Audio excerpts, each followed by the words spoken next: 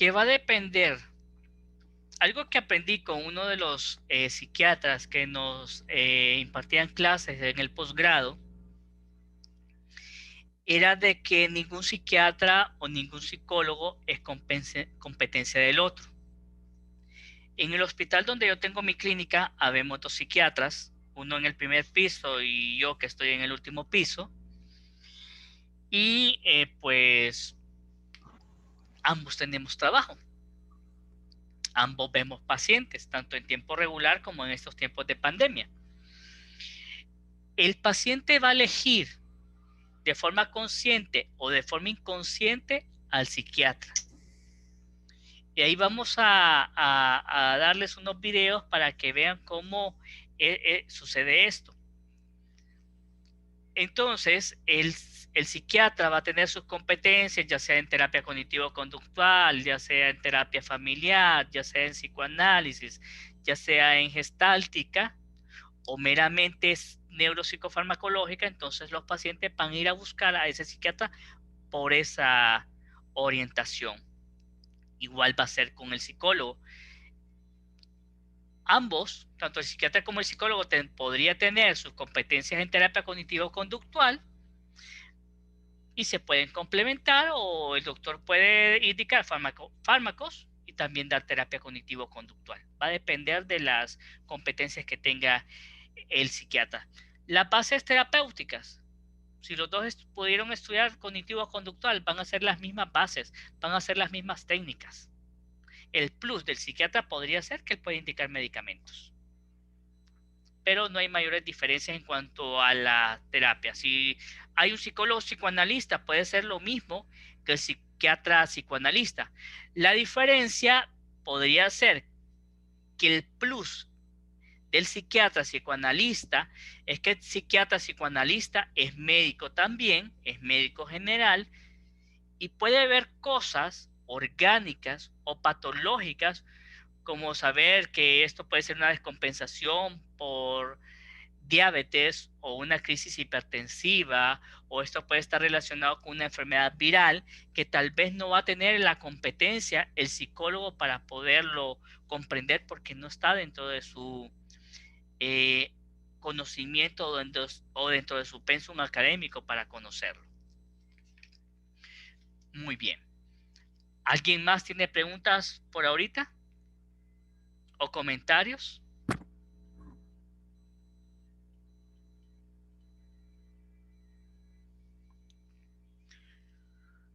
Bien, a veces a mí me preguntan, doctora, ¿a dónde voy primero? Bueno,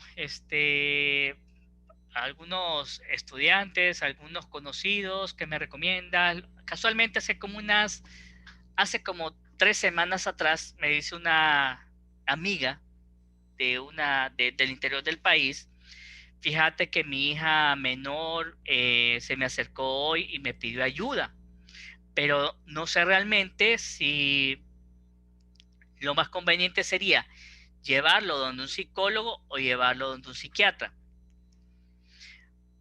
Partí del hecho que conozco los antecedentes familiares de esta jovencita.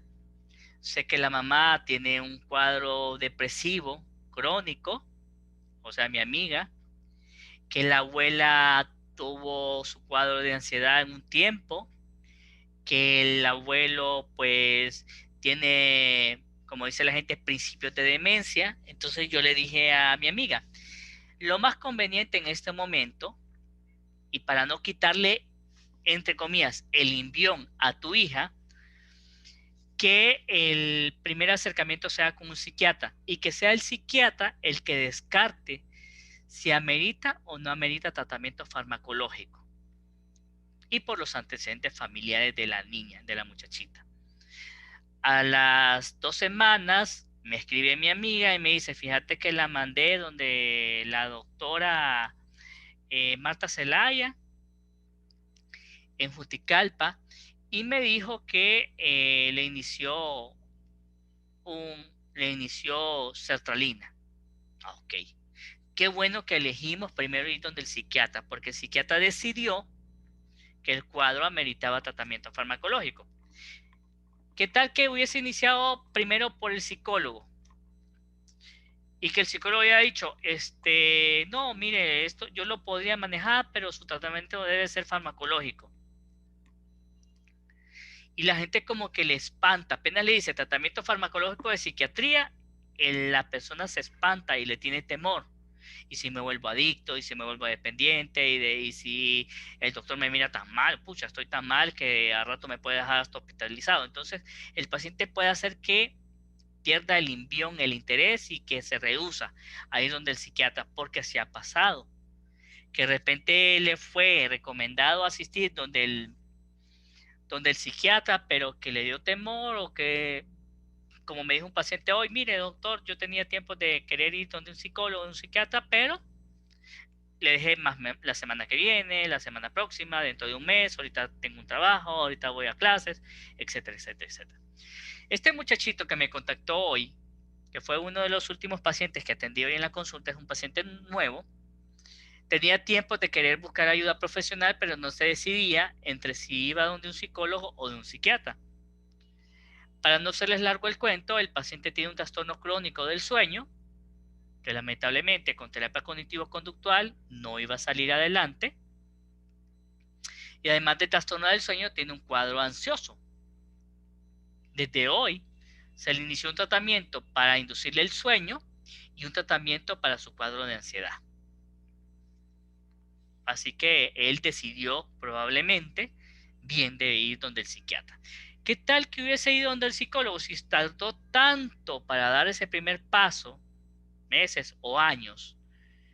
Quizás cuando el psicólogo le hubiese dicho, mire, tiene que ir donde el psiquiatra, tal vez ahí hubiera tardado un poco más de tiempo para ir. Entonces, no necesariamente tenemos que tocar fondo para ir donde el psiquiatra, porque ambos podríamos ayudarle, pero podría ser dependiendo de los antecedentes. Si en mi familia tengo antecedentes de depresión y de ansiedad, mis abuelos, mis padres, mis hermanos, o alguien que se haya suicidado, yo diría, mejor voy donde el psiquiatra. Y que descarte que necesita tratamiento farmacológico, que él me diga que vaya donde un psicólogo. Que a mí también me ha sucedido, que de repente me llegan a buscar, no, mire, yo creo que lo suyo se puede manejar sin tratamiento farmacológico, entonces le voy a remitir a uno de los psicólogos con los cuales yo trabajo con otros pacientes. Ahí.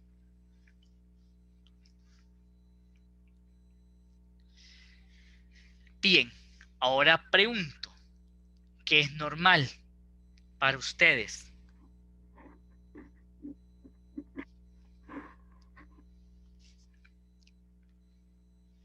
¿Qué sería normal para ustedes?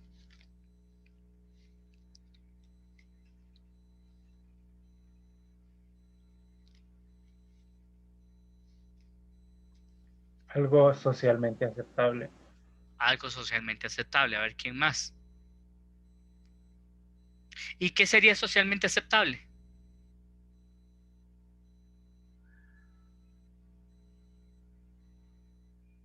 Reglas o conductas que la sociedad pues, ya ha planteado que son Ok, correctas. Francisco. Vamos a ver, Francisco. Vamos a buscar la ciudad de San Francisco en Estados Unidos. O Ujú. vamos a buscar Miami.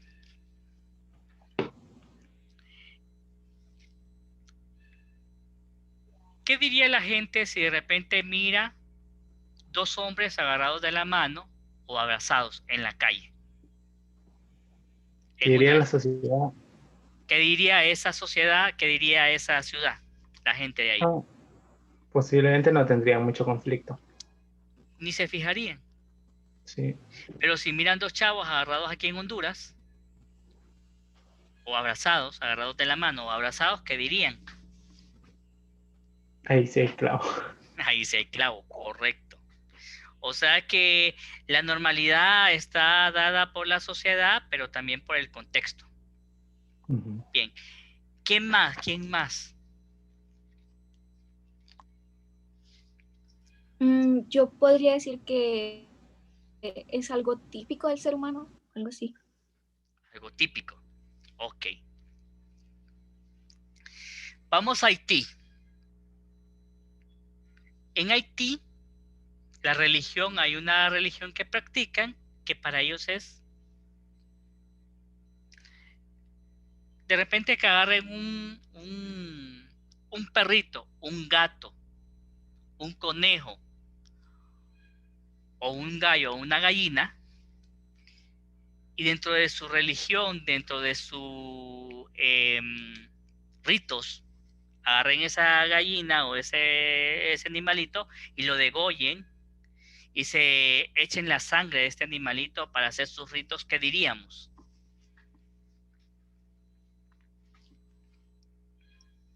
Pues nosotros, que no somos de Haití, lo miraríamos algo súper mal. Correcto. No vayamos tan largo. Por ejemplo, ¿alguien conoce a la cultura garífuna? Los ritos religiosos, los ritos fúnebres de los garífunas. No, no.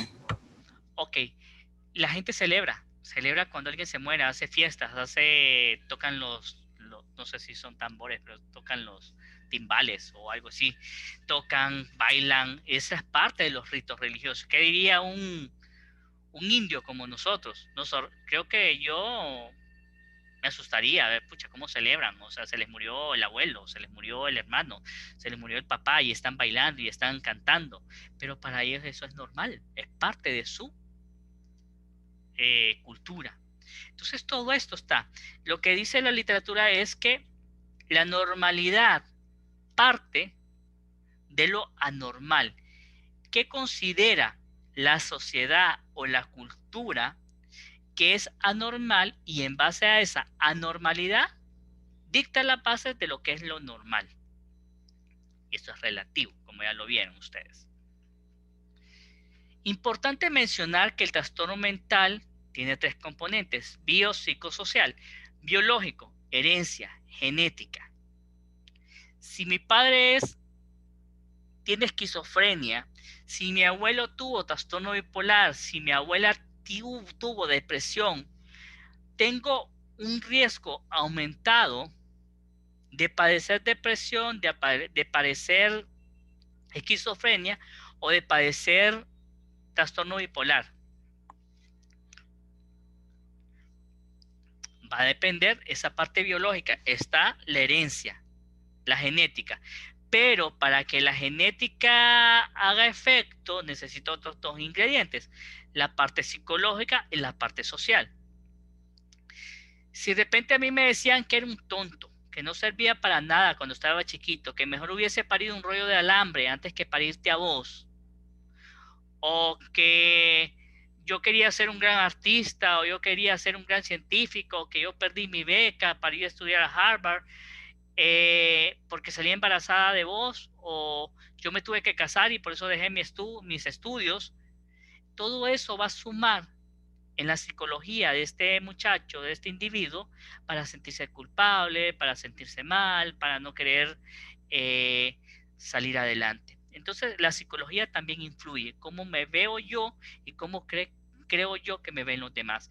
Y la parte social: si sufrí abuso sexual en la niñez, si sufrí violencia, si maltrato, alcoholismo, adicciones, si vivo en una ciudad violenta, si vivo en una ciudad o en una familia donde no se estimula la salud mental, sino más bien que hay pleitos, hay peleas, hay discusiones, todo esto va a ser tierra fértil para que venga algo, un evento particular que provoque en mí el desarrollo de una enfermedad. De ahí, cuando vayamos a ver historia clínica, vamos a ver la línea de vida. En la línea de vida yo coloco todos aquellos eventos importantes en la vida de un individuo que me podrían explicar el por qué este paciente está viviendo esta patología en este momento. Y para mí, la línea de vida comienza desde el momento de la concepción. Desde el momento en cómo recibe la noticia la familia en cuanto al embarazo. Si fue un embarazo deseado, si fue un embarazo no deseado, todo esto va a ser importante tomarlo en consideración para que este niño tenga una vida sana o un desarrollo psicoemocional sano. Hijo deseado. Cuando un hijo es deseado, ¿alguien tiene sobrinitos acá? Yo tengo uno, vive conmigo. Ok, Lizzy, y Lizzy, cuénteme, cuando se dio cuenta que iba a tener un sobrino, ¿cómo se puso usted? ¿Cuál fue la reacción a esa noticia? Pues la verdad feliz porque aunque mi hermano y mi cuñada no estaban casados todavía, yo sabía que ellos se querían un montón y que ellos tenían la capacidad de cuidarlo y darle la mejor vida. Entonces esto, la verdad, para todos fue una sorpresa agradable, Ok, creo yo. y empezaron a pensar cómo se va a llamar, cómo va a ser, qué voy a hacer yo cuando nazca el niño o la niña. Lizzy. Sí, todos estábamos, todos, algunos queríamos niño, otros queríamos niña. Eh, Desde el principio mi hermano ya sabía cómo quería que se llamara, si era niño y si era niña también. Ok. Entonces, ¿Usted sí. contribuyó, por ejemplo, en armar la cunita o hacerle algún detallito en el baby shower que se acostumbra bastante ahora en estos tiempos? Sí, en el baby shower sí ayudé bastante. Ok. Entonces, de ahí parte ese dato importante de que si el niño es deseado, ¿qué hubiese sucedido si la familia no hubiese deseado este niño, si el papá no hubiese aceptado este embarazo, si la mamá no estuviera conforme con ese embarazo?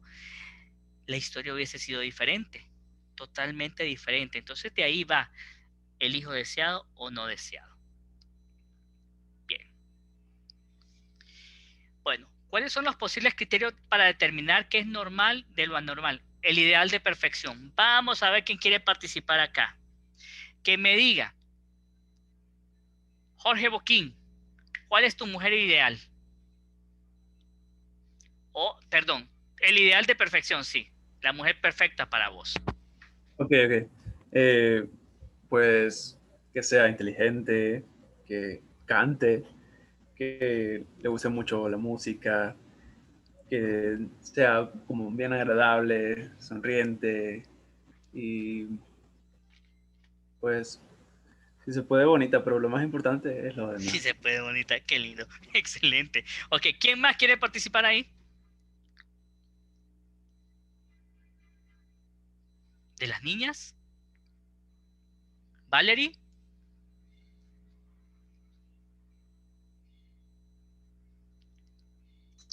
Hola, sí. ¿Cuál es el ideal de perfección en cuanto a un hombre para usted? ¿Cuáles serían las características de este hombre? El hombre Bueno, alguien perfecto que para sea Valerie. principalmente alguien educado, esto, que sea, que busque un futuro, que no dependa de otras personas para salir adelante. Em, Más que todo eso, respetuoso, que acepte a su familia, que respete a la familia de los demás. Excelente. Más que todo eso, Ok. Valerie, ¿a quién le pasa la pelota? ¿A quién le gustaría que participara? a Cristian. Vaya, pues, Cristian, ¿cuál es tu ideal de perfección? Ah, pues sería, em, no sé, una chava agradable Ujú. que,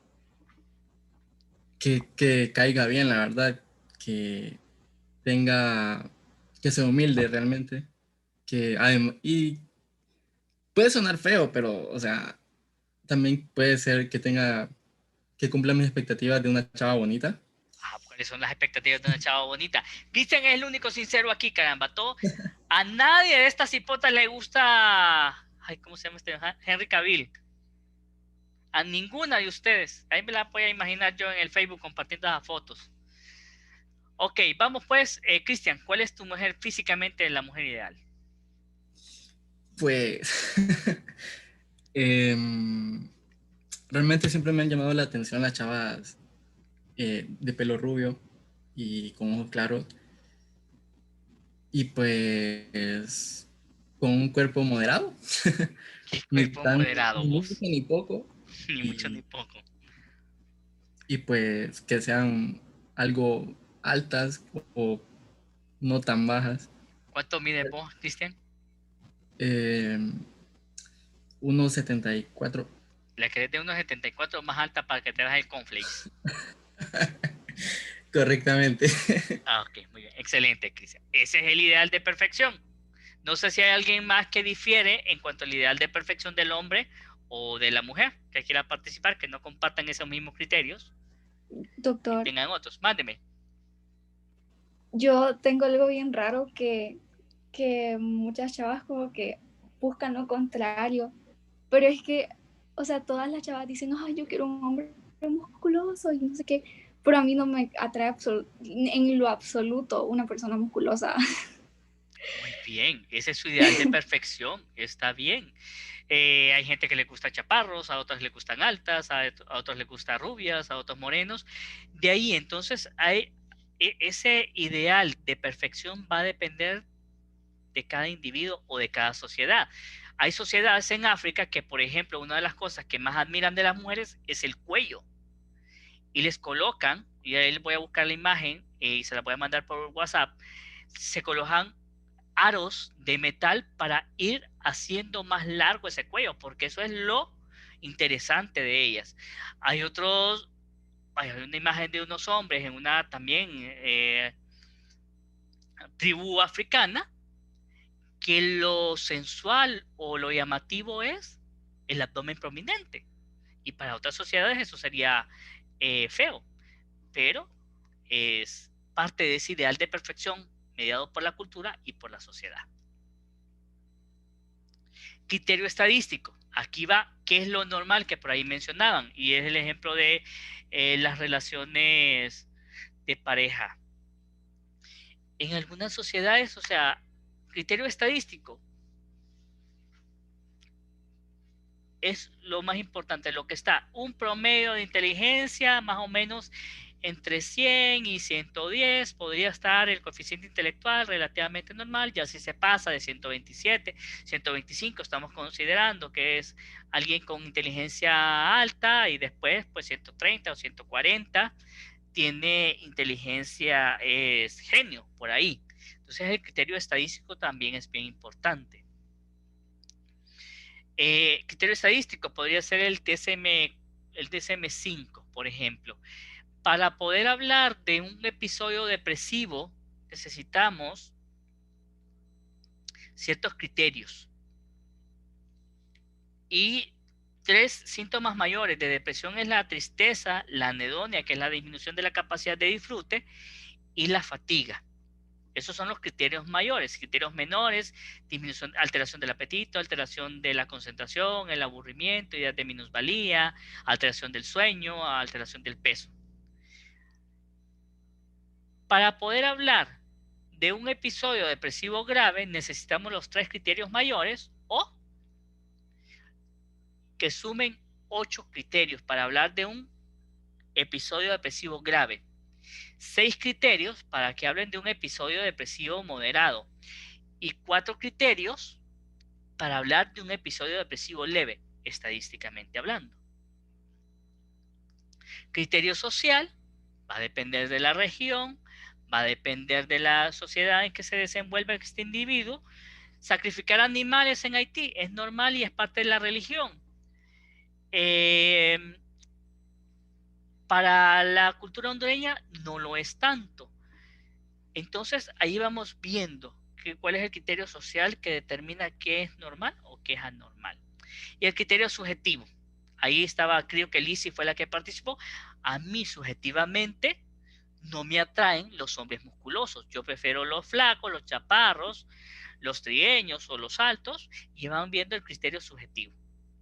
Algunas personas podrían decir que la psiquiatría y la psicología es subjetiva por el hecho de trabajar con emociones. No lo es tanto, sino más bien que nos basamos objetivamente en criterios estadísticos para poder determinar qué tan grave o si cumple o no criterios para una determinada enfermedad.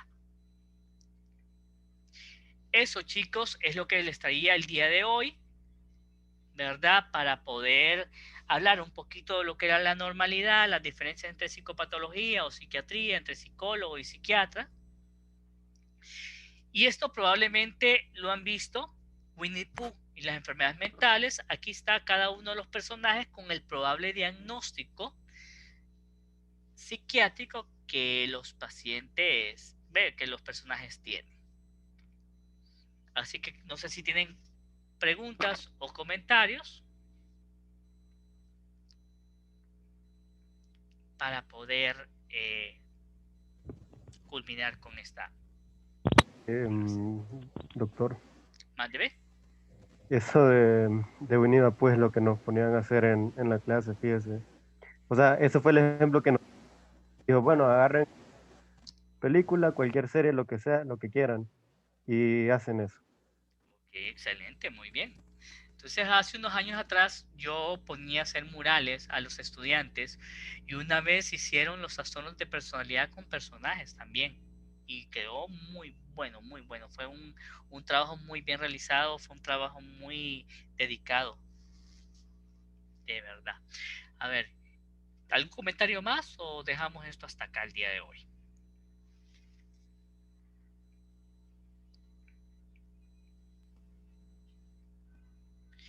Muy bien. Doctor, yo tengo una pregunta con respecto a la tarea. Dígame, señorita. Dígame, Natalie. Estaba leyendo el documento y en muchas partes del documento no se mencionan fechas y como es una línea del tiempo quería saber si es necesario que mencionemos fechas, es decir, tendríamos que investigarlas porque la bibliografía no en todos los casos, no en todos los ítems. Como vamos por etapas, edades, edad preliteraria, edad literaria, edad media. Entonces, ahí, en las fechas que existan, las colocamos. Y si no, pues ahí la edad preliteraria lo que predominó fue la parte naturalística, que la gente pensaba que las enfermedades mentales se debían a posesiones demoníacas, se le dio importancia al agua, a la palabra. En la parte de la Edad Media, pues había una primera etapa de la Edad Media donde se daba libertad para expresar sus religiones, pero después ahí a mediados de la Edad Media, pues se empezó a se persiguió todo aquello que iba en contra de lo establecido como la Iglesia Católica y se les condenaba por herejes. Después la etapa de 1950, por ejemplo, cuando aparecen los primeros psicofármacos en el siglo XIX o en el siglo XVIII, que aparece Sigmund Freud, así, tal vez no con fechas, con año, en meses, pero sí por etapas, por épocas, por edades. Eso podría funcionar. Y los máximos exponentes, que es bien importante, los máximos exponentes, y colocar, por ejemplo, los principales aportes a la psicopatología de cada uno de los estudiosos. ¿Alguien más, chicos? Podría mandar la aplicación que mencionó, solo para ver si la hago ahí, por favor. Correcto, muy bien, yo te voy a buscar la información, ¿verdad? Y el viernes nos conectamos para discutir. Vamos a discutir sobre solo vine a hablar por teléfono. Podemos ir a hacer discusiones. Yo se lo voy a mandar, solo vine a hablar por teléfono y les voy a mandar, creo que así se llama, El gato negro, creo que se llama. Entonces, para mandarles ese cuento, puedan leerlo, son cuentos cortos, puedan leerlo, puedan analizarlo y discutimos a ver por qué creen que yo les puse a leer ese cuento y qué es normal y qué es patológico. Después de ahí va a surgir probablemente un diagnóstico de ese cuento y voy a abrir un foro a partir del viernes para que ustedes puedan discutir y leer un poquito más orientado con ese diagnóstico y pueda ser más entretenido ese foro. Muy bien, chicos, para mí ha sido un placer tenerlos el día de hoy. Les agradezco que se hayan conectado. Vamos a ver si podemos conectarnos a través del Teams la próxima sesión. Alguien me dijo ayer que el Teams abarcaba muchos datos de internet. Entonces, si ustedes me confirman, pues si nos queda mejor por aquí, si Zoom gasta menos internet, pues con Zoom nos quedamos, ¿verdad? Lo importante es que se conecten, que podamos trabajar en conjunto. Muy bien, chicos, para mí ha sido un placer. Espero que estén bien, cuídense y cualquier cosa, pues nos comunicamos siempre a través del chat del de WhatsApp. Ok, doctor, muchas gracias. Gracias, doctor. Gracias. Para Que servirles. tenga buen día. Buen Gracias. día. Gracias, doctor. Un gusto. Gracias, doctor. Buen día. Buen día.